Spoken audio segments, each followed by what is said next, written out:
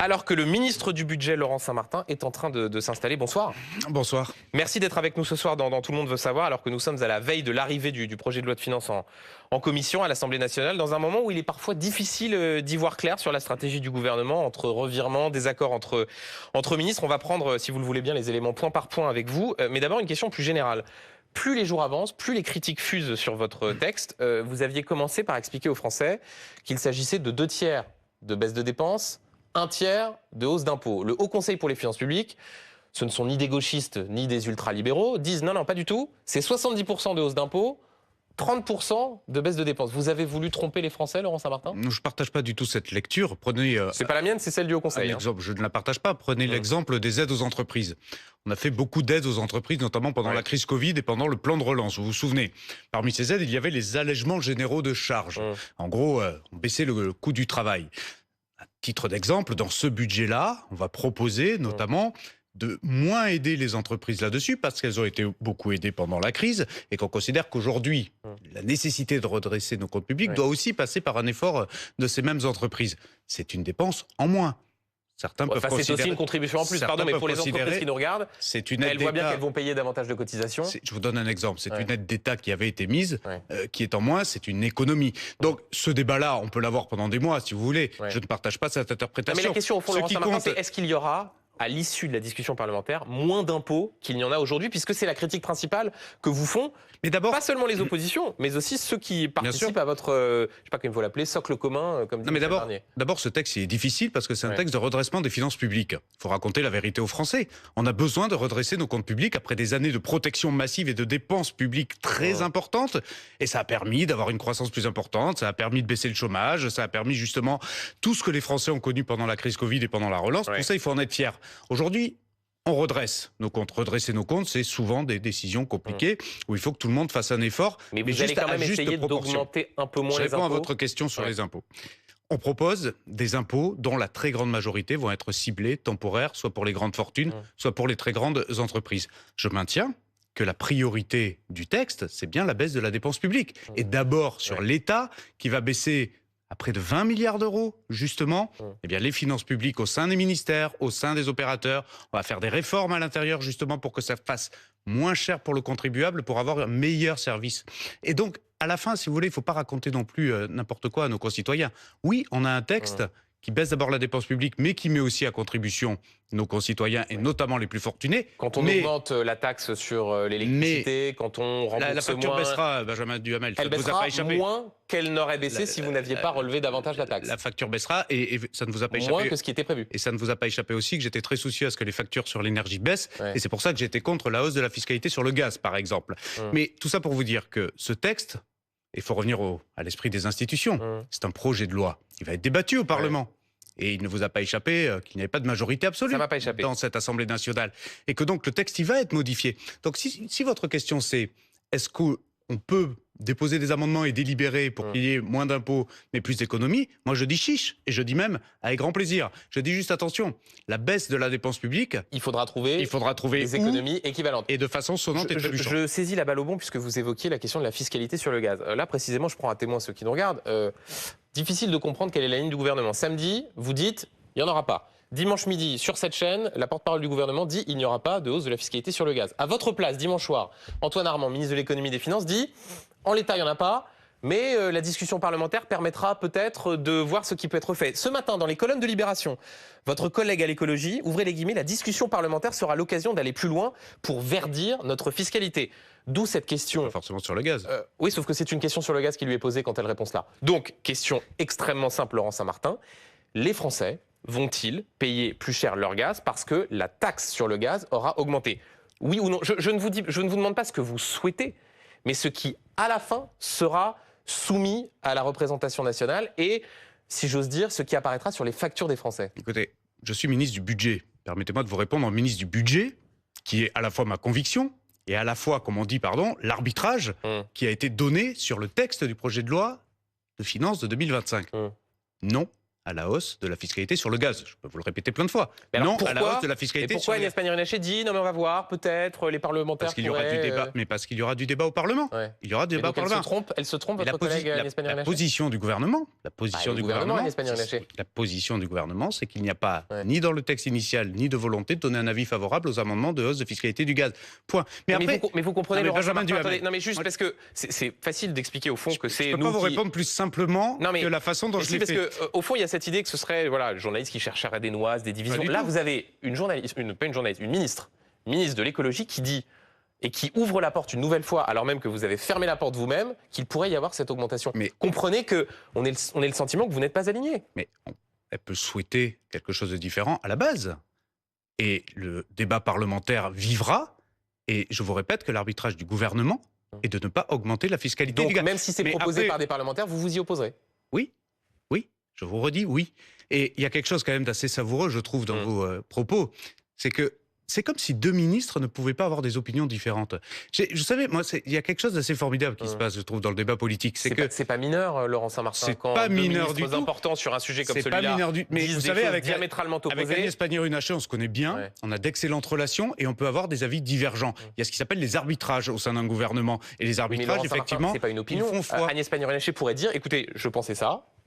J'ai été, si j'ose dire, désavoué ou contre-arbitré, et donc il n'y aura pas d'augmentation. Je respecte ses propos de la même manière que j'entends un peu trop souvent que des députés du groupe, par exemple, Ensemble pour la République, Modem ou Horizon, pourraient parfois être en désaccord avec le texte du gouvernement, mais encore heureux en démocratie. On a peut-être un peu trop oublié, pardon. Vous savez, moi j'ai été élu député en 2017. On traitait de godillot à l'époque, parce qu'on disait toujours qu'on était 100% d'accord. Donc là, les frondeurs, c'est formidable. Et c'est pas des frondeurs, en fait, ce sont des députés qui ont des opinions, et vous devriez en être heureux, et que deux ministres ne partagent pas systématiquement la même opinion sur un article d'un texte qui en compose plusieurs dizaines. Je pense aussi que c'est bon pour la démocratie. Je suis pas sûr que ce soit très clair pour les Français. Prenons dans le détail, si vous le voulez bien, les annonces du budget sur la question des dépenses. On a appris ce matin que l'Élysée, l'Assemblée nationale et le Sénat renonçaient finalement à leur augmentation de budget. Vous vous en félicitez? Ils vont être au pain sec et à l'eau pendant un an? Ils ne vont pas être au pain sec et à l'eau puisqu'ils auront le même niveau de budget que l'année précédente. Et je pense qu'effectivement, revenir sur ces hausses de budget sur ces trois institutions était effectivement une bonne décision par rapport à l'effort que l'on demande à l'ensemble de nos concitoyens. Donc c'était une erreur de proposer ces augmentations? Écoutez, c'est quelque chose chaque année qui est proposé d'abord par ces mêmes institutions et qui va directement dans le projet de loi. Et après, c'est au Parlement souverain d'en décider. Là, ils ont décidé plus rapidement de revenir sur cette hausse. Je pense que c'est une bonne décision. Toujours sur les dépenses, Laurent Saint-Martin, vos collègues ministres se battent pour défendre leur budget, notamment le garde des Sceaux, ministre de la Justice Didier Migaud, qui menace carrément de quitter le gouvernement si vous ne lui rajoutez pas les près de 500 millions, les 487 millions d'euros qui manquent à sa trajectoire budgétaire. Est-ce que vous pouvez le rassurer ce soir, peut-être qu'il nous regarde, Didier Migaud, en lui disant « Ne t'inquiète pas, ne vous inquiétez pas, je ne sais pas si vous vous tutoyez, vous aurez cette rallonge-là et donc vous pourrez rester place Vendôme ». Je l'ai déjà fait avant même qu'il y ait ces propos-là, puisque lors de la présentation du texte, j'ai précisé. Il faut juste remettre en perspective. Ce texte de loi, nous l'avons construit en 3 semaines sur la base des lettres plafonds, c'est-à-dire des niveaux de crédit budgétaire par ministère qui avaient été mis en place par l'ancien gouvernement. Parmi ces crédits, il y a ce qui s'appelle des lois de programmation, donc des engagements pluriannuels sur des ministères, notamment régaliens. Pour expliquer pour ceux qui nous regardent, c'est la tendance d'augmentation sur plusieurs années. Une trajectoire. Parmi celles-là, il y a la justice. Voilà. Et Didier Migaud a raison, et je l'ai déjà dit, je le redis sur votre plateau, il a raison effectivement de dire qu'il faut nous rapprocher davantage de cette loi de programmation. Est-ce qu'il aura ou non ces 487 millions qui selon lui manquent aujourd'hui? J'ai déjà dit que le budget de la justice serait à la hausse par rapport à ce qui avait été proposé dans les précédentes lettres plafond. Vous verrez les arbitrages qui seront rendus lors de l'amendement. Ce n'est pas encore tout à fait terminé et décidé, mais il y aura une hausse du budget de la justice. Vous sera satisfait? Oui. Bon. Encore un mot sur les arbitrages à venir. Selon les informations de RMC, le gouvernement va déposer un amendement pour que les dépenses de l'aide médicale d'État ne progressent plus en 2025, alors qu'en l'État, elles devaient progresser de 8%. Est-ce que vous nous le confirmez? Oui, je vous le confirme, parce qu'on a besoin, comme toutes les dépenses, de savoir mieux les maîtriser. Et je sais que l'AME est un sujet politiquement sensible. On le rappelle, aide médicale d'État, la couverture santé pour les étrangers en situation irrégulière. J'ai répondu à l'Assemblée nationale cet après-midi. D'abord, l'AME, on la préserve, extrêmement important, c'est un enjeu de santé publique, c'est un enjeu d'humanité, on maintient cet outil-là, juste pour dissiper tout malentendu là-dessus, mais par contre on fait en sorte que oui, la dépense soit mieux maîtrisée. Il y a un rapport, notamment Evin Stefanini là-dessus, il y a des pistes d'amélioration. Très concrètement, si vous n'avalisez pas cette hausse de 8%, ça veut donc dire que vous allez rembourser certains soins moins. Non, parce qu'on va regarder différemment comment on peut faire fonctionner cet outil, mais comme plein d'autres outils. Vous savez, les finances sociales dérapent dans notre pays. Vous l'avez remarqué. Il y a un projet de loi de financement de la sécurité sociale qui a aussi pour objectif de réduire le déficit social. On ne peut pas être en déficit partout, hein, Benjamin. Non, mais Laurent on ne peut Saint-Martin, pas moi, avoir un budget de l'État en déficit, un budget de la Sécu en déficit, et des collectivités locales aussi qui ont besoin de redresser les comptes publics. Et mais Laurent Saint-Martin, donc on le fait sur ce qui m'interpelle dans cette information que vous nous confirmez donc ce soir, c'est qu'au fond, même sur ces plateaux, hier soir d'ailleurs, je crois que c'était Laurent Jacobelli, disait c'est un scandale de voir que le budget de l'AME progresse de 8%, alors que dans le même temps, on demande des efforts aux Français sur les arrêts maladie, sur la consultation chez le médecin. Vous avez, au fond, cédé à cette injonction du Rassemblement national ? Non, parce que c'est comme toutes les autres lignes de dépenses. Nous freinons toutes les lignes de dépenses, Benjamin Duhamel. Vous auriez Duhamel. pu le prévoir dès le début, ça, si c'était si choquant que ça, que ça augmente de 8%. Je viens de vous expliquer que nous héritons d'un texte que nous corrigeons et que nous essayons de prendre en compte ligne à ligne. Donc vous pouvez prendre chaque ligne à chaque fois et regarder si politiquement elle est plus ou moins sensible. La vérité, c'est qu'on veut freiner la dépense publique dans ce pays en général. Si on ne le fait pas, parce qu'il faut remettre en perspective, si on ne le fait pas, on va creuser notre déficit. Si on creuse notre déficit, on ne refinancera pas notre endettement. Si on ne le refinance pas, cet endettement, on ne peut plus protéger notre pays quand il y a de prochaines crises. Pardon, c'est l'esprit de responsabilité. Donc on répond à aucune injonction, mais à aucune injonction. La question, c'est de savoir est-ce qu'on est responsable sur l'ensemble de la dépense publique, y compris la dépense sociale, y compris l'AME, que l'on protège, que l'on maintient, mais qu'on veut financer à sa juste mesure. Si vous devez prendre toutes ces mesures, c'est à cause de la situation financière catastrophique. La conférence des présidents de l'Assemblée s'est accordée ce matin sur le principe de la transformation de la Commission des finances en une commission d'enquête sur le dérapage des finances publiques. Une commission d'enquête donc, à une condition désormais, que le gouvernement ne s'y oppose pas. Est-ce que vous vous y opposerez ou est-ce qu'au contraire, vous direz non, très bien, allons-y, une commission d'enquête pour faire la lumière sur ce qui s'est passé ? Mais d'abord, moi je suis très attaché aux prérogatives du Parlement. Donc si le Parlement veut transformer la commission des finances en commission d'enquête, dont acte. Donc il n'y aura pas de veto du gouvernement de ce point de vue-là ? Je ne vois pas pourquoi. Mais parce qu'il n'y a rien à cacher, surtout. Enfin, je veux dire, il faut arrêter les fantasmes. Pardon. Le freinage... tout a été merveilleusement géré depuis 7 ans. Le freinage de la dépense publique, Benjamin Duhamel, soyons un peu honnêtes, il n'a pas commencé là. Gabriel Attal, quand il signe les décrets d'annulation en février dernier, avec Bruno Le Maire, qui prépare justement ces lettres plafond avec 15 milliards d'économies. Ils font quoi sinon anticiper le nécessaire freinage de la dépense publique ? Donc, vous considérez qu'il y ait une commission d'enquête pour arriver à ces conclusions-là les premiers ministres ont bien géré les comptes publics ? Ils ont anticipé le freinage de la dépense publique. Quand on arrive à plus de 6% de déficit, pardon, mais là je pense peut-être à ceux qui nous regardent, c'est pas totalement... Mais en fait, ce dont je vous parle, c'est concret. Il y a eu 10 milliards d'annulés en ce début d'année. Il y a encore des crédits qui ont été annulés sur cette fin d'année. Et il y a une préparation du budget de 2025 sur laquelle effectivement nous travaillons, c'est notre base de travail, qui prévoyait 15 milliards d'euros d'économies. Enfin, la commission d'enquête le fera très bien.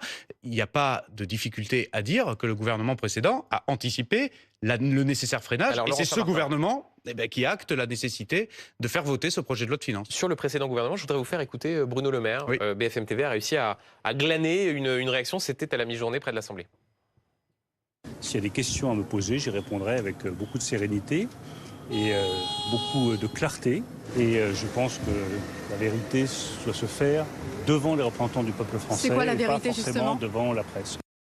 Il réservera sa vérité. Quand on dit cela, il a dit aussi à nos confrères de France 2, la vérité finira par apparaître. C'est que quelque chose a été dissimulé, qu'il y a eu des désaccords avec le président, que peut-être Bruno Le Maire souhaitait faire des choses et qu'il n'a pas été suivi. Je ne vais pas parler à la place de Bruno Le Maire, il s'exprimera devant les parlementaires.